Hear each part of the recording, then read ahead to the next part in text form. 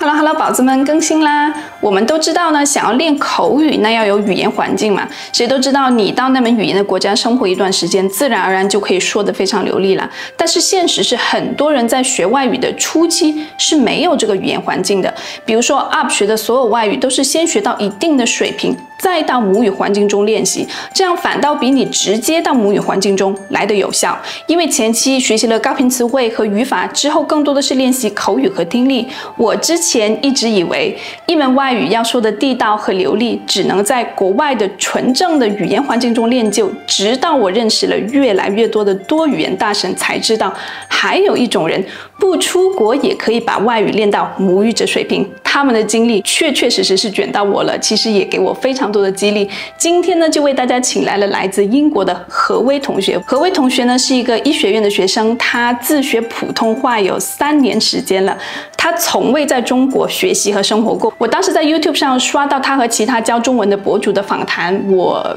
真的是非常的震惊。你们待会儿就知道了。今天呢，就请何薇同学给大家分享他练发音、口语和背单词的经验，相信会对学外语的朋友们有所启发。小板凳搬好了没有？咱们开始吧。何薇同学你好。你好啊，今天非常荣幸能够采访你。我之前看过你的访谈，非常佩服，也非常有启发。今天呢，希望和你聊聊你学习外语，特别是汉语的经验和方法。我也是非常荣幸接受您今天这个采访，我也是很开心能够有这么个机会跟大家分享一下我自己学中文的这个经验跟技巧之类的。你不用称呼我您，你就可以了。哎，行，不好意思啊，天哪，好嘞，不用客气。对，我都没有，我就是潜意识就这样。请问你能否分享一下你学习汉语的大概的一个背景和经历？可以，我学中文大概3年了，然后主要是自学嘛，我基本上从来没有上过课，然后也是在英国学的，所以可能跟其他的就是学中文的一些外国同学有点不一样。就是前一段时间是我第一次去中国啊，你是来中国玩吗？对，我在中国玩了2周，然后又回来了。哇塞！对，当时有点舍不得，不想回来。你的那个发音真的非常的地道，感觉你是在中国出生，或者是已经在中国生活了很长时间的。我觉得，因为你的发音是纯正的北京的发音，我是南方人，我感觉你的发音比我的还要纯正。可不敢，没有，我就是算是那种比较注重发音这一块的一个学生吧，就是花了很多时间去模仿。比如说，对很多外国人来说，汉语的声调其实非常的难，甚至我认识一些，比如说长期学中文，或者说长期住在中国的外国人，还是很难的把这个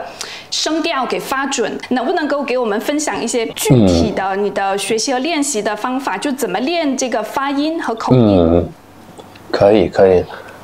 我刚开始的时候花了很多时间认真的学拼音，我也是跟着那种就是 YouTube 上是油管上的一些视频，也有很多老师会分享一下，就是你的这个舌头、你的牙齿、你的嘴唇的这个形状和位置应该是什么样的，然后就跟着这种视频练习之后，我就大概知道就是拼音的每个是，比如说声母啊、韵母啊该怎么发。刚开始的时候是通过就比如说2个字儿。就是听一遍，然后通过回音法，就是一个练发音的方式啊，就是听一遍，然后在脑子里边让它回音一遍，然后就发出来这样。所以一开始可能是2个字儿，然后到后面呢，我就开始模仿一个完整的句子，还有就是当我在看那些电视剧的时候，或者是听播客的时候，我可能就是听一句话，然后再模仿一遍这样。但是我不会暂停，我就是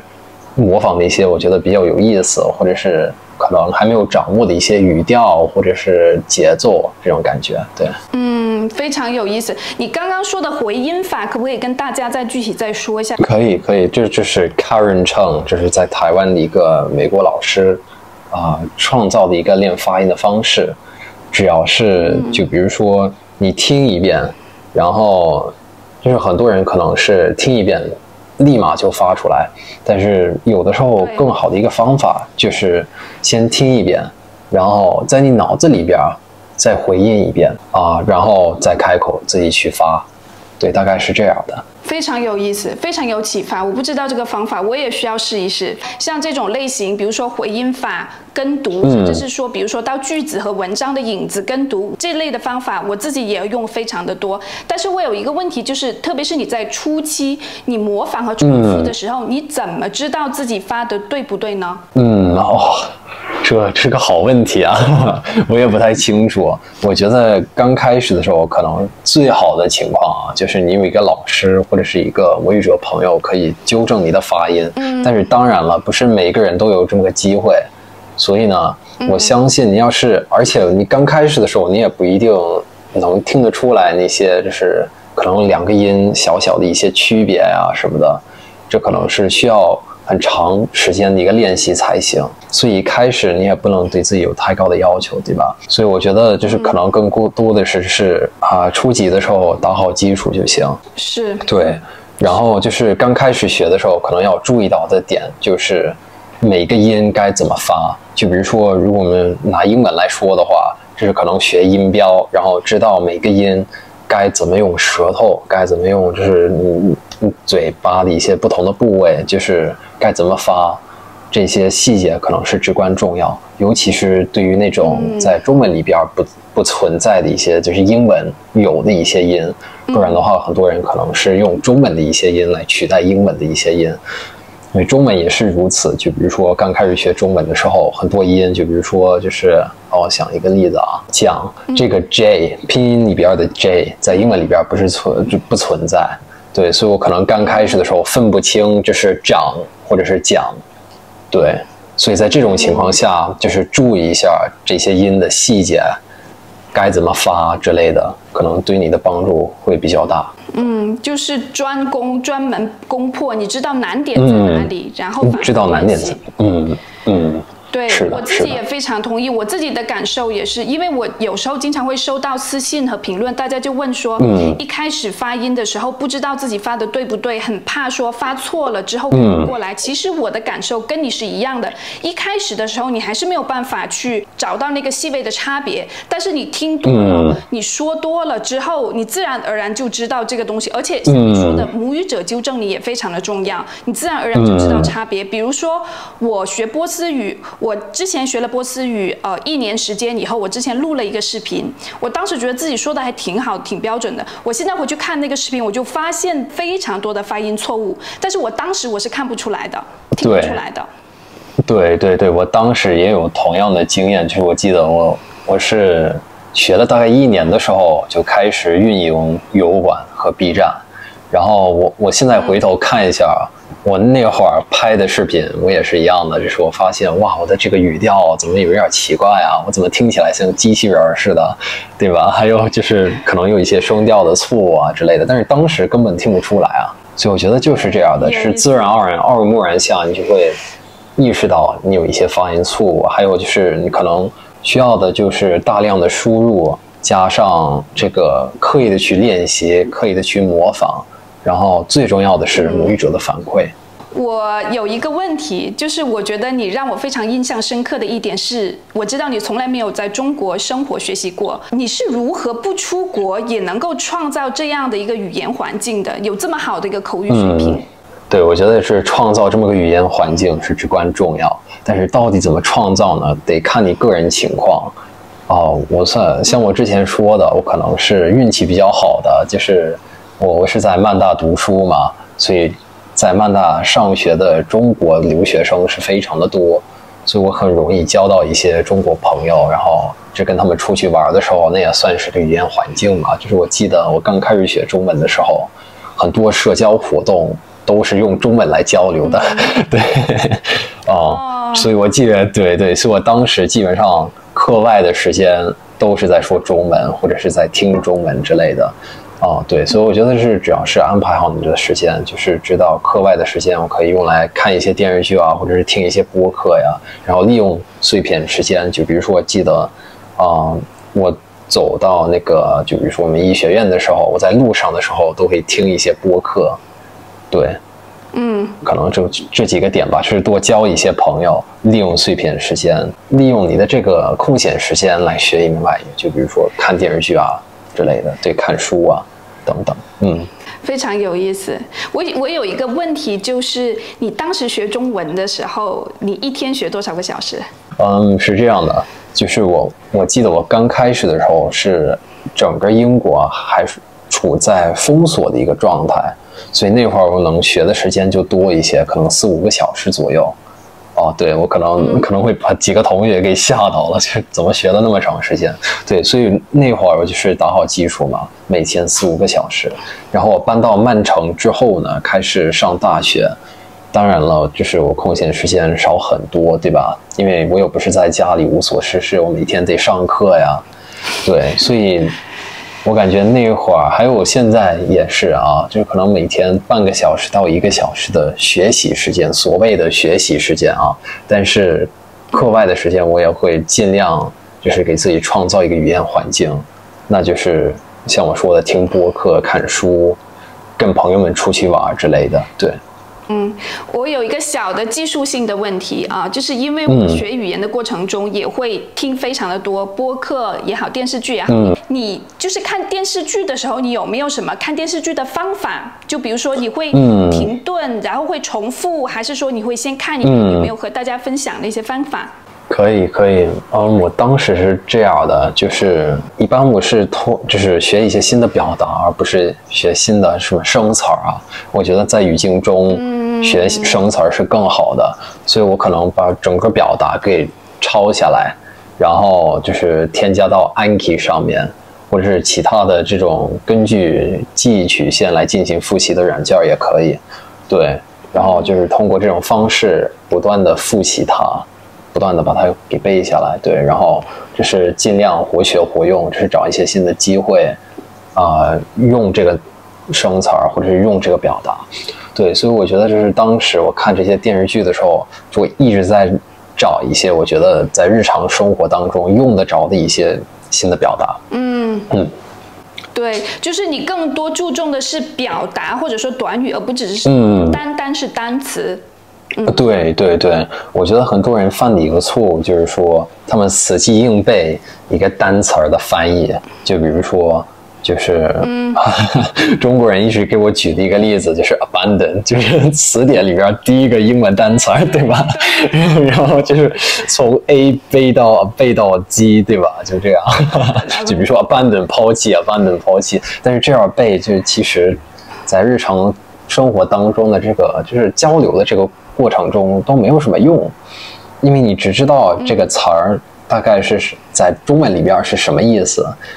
而你不知道怎么用它。像我真的觉得就是这么背可能没什么太大的用处。可不可以跟大家分享一下你背单词是怎么背的？对，我主要是通过一个软件叫 Anki，那就是我的第一步啊，所以我可能是这样的，就是我先是通过什么输入的方式来找出一些我想掌握的表达啊，就比如说我前一段时间学什么，就是台上1分钟，台下10年功这么个中文表达啊，那我接触到它之后我怎么办呢？就是我先把它添加到 Anki 里边。然后 Anki 根据它的那个算法就会给我安排一个复习时间，然后就跟着它的那个算法走，我就相信就是可以通过它就是每天好好复习。那是第2步。第3步是就是我大概把这个词儿大概背了之后呢，我就可以开始就是活学活用，找一些机会用它。然后呢，就是有的时候可能用的挺地道的，有的时候说的不咋样，就是用词儿不当，那没关系，我可以就是第4步是获得母语者的反馈，然后再改一下，就是我怎么用这个词儿，我可能对这个词儿的用法的这种理解，对它范围有多广，大概有更深的了解，大概是这么个循环，我相信你也有非常多的中国朋友，你也知道很多中国人都希望能够掌握流利且地道的英语口语你对我们的中国同学们有些什么建议？我觉得我可以提出3个建议，就是第一个是注意发音。我觉得很多中国人可能问题在于这个元音上，就比如说这是语言学有一个专门这个词语叫 minimal pass，就比如说 bet 和 bad，就是一般中国人是分不清这些所以对于我们母语者来说，就是你要是分不清这些非常重要的原因的话，可能听起来有点费劲儿。